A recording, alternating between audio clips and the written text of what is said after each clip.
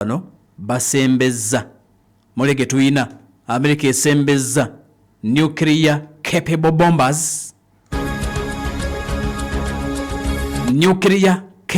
bombers enyonyi za America ezirina obusobozi okuba nuclear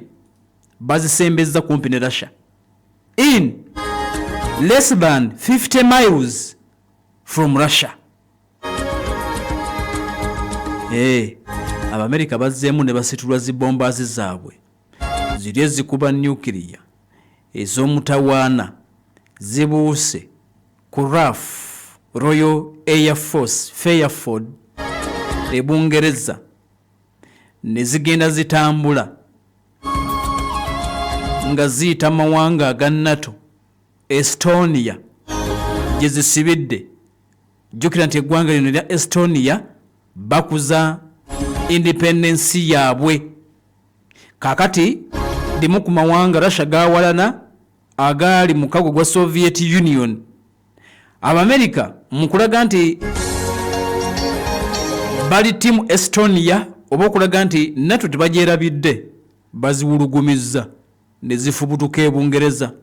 ne zigenda zekalakasiza ku Bulaaya zibadde zi B-52H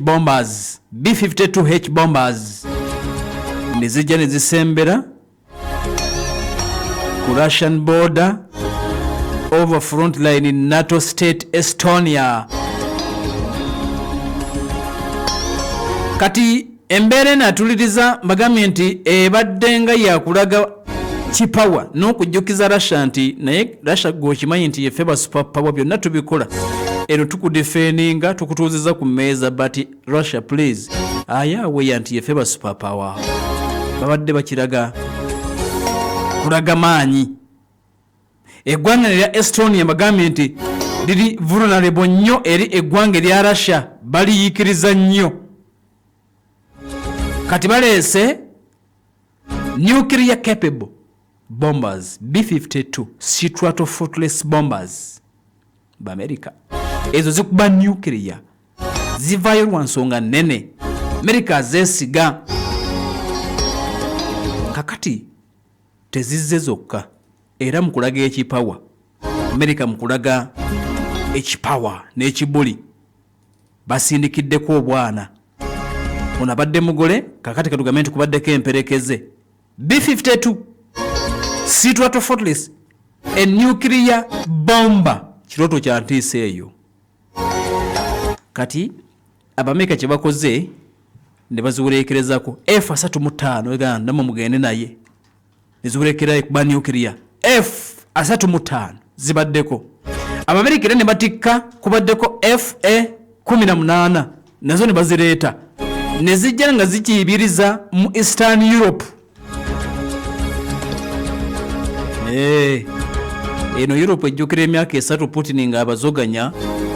kakati Estonia bali mu independence America n'agamba wano nyina okubba show ne bajja ne bazisitula okuva e Bungereza long range bombers. Kyokka jjukira nti ne badde mission yakubiri mu wiiki emu bobogeraganyizza ku ngeri babadde bagize bakikolamu kubanga ennaku nga zize eziise balina endala ze baleese kumpi n'erinnyanja erye ballistic.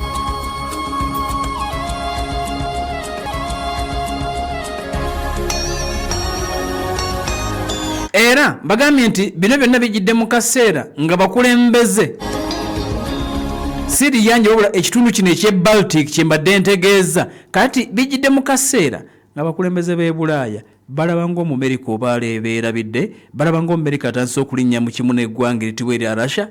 kakati ebadde message ebalaga nti atukyali ttiimu mmwe temweraliikirira yenze America nkyaliwo nnyo oba protectinga tukyayongera okusigala nga tukola ffenna embeera nga bwetambula azibayisizaamu awo ne ziwuluguma amawanga agandatu ne gagenda mu maaso n'okuba nti oba oliawo gakitegeera nti America akyali available tebalina genda mu maaso nokulabika nti oba oliawo basatira nnyo olw'okuba nti Donald Trump alabika ngenda kuzina linnya mu kimu n'eggwanga etibwa erya Russia nga bwe kitambula. Zibadde ku mission kukanga tewabadde kirala zibadde ziraga wanti zigenda kuba nedda eri ebadde mission kukanga mission kweraga b'Amerika bajja ne bazisitulamu era nga batujja ne tukubuulira nti ne Russia ati lubikola ajja n'asitula zigundi zino zi Tu-95 zi Tupolev 165 oba 160 najja n'azisitula ne zigenda mu bbanga ne ziwuluguma kaakati ate ze za Russia zina omusinde munene nnyo omurasha bw'asitula Bulaaya ekankana kakati n'Amerika kyakoze kyekyo bano babiri US ne Russia ebyo bye babikola ebiseera ebisinga buli omu ajja n'asitula n'ajjukiza munne ondabye kati eza Russia amanyi zisitula n'abanga azivuga okuzolekeza ekitundu ekya Alaska ebyuma bya America ne birengera ne babeerako ku bunkenke ne bazivuga ne ziddayo ku beesi kati ne America kyakoze mbeera yakweraga kukanga nga talina mission yonna nti abadde alina wagenda okuba naye ajja n'agisitula akasigala nga kabonero omanyi ennyonyi ezikuba nuclear kasigala nga kabonero kantiisa era nabagamba nti nuclear weapons ebyokulwanyisa ebyo bemulaba bya bulabe nnyo eri ensi naye ate bya mugaso nnyo eri ensi olw'ensonga omuntu alina nuclear tebamalaga mutambaala kati kitegeeza nti byakulwanyisa ebiteeka ensi ku bunkenke kyokka era byakulwanyisa ebikuuma ensi ng'eri seefu kyova olaba muwanga gano America ne Russia bakikola asitula ennyonyi ekuba nuclear n'agiwulugumya abalala mutye okweŋŋanga America ne Russia n'akikola n'asitula zi TU n'aziwulugumya ababadde balowooza okulumba Russia ne mukankana empale ku mulundi guno abadde America asitudde ey'omutawaana gye bayita B-52H bomba a nuclear capable bomber. Gwanga ku gwanga kano ke kaseerako aka gwanga ku gwanga tukusagulira amawulire agookya era masu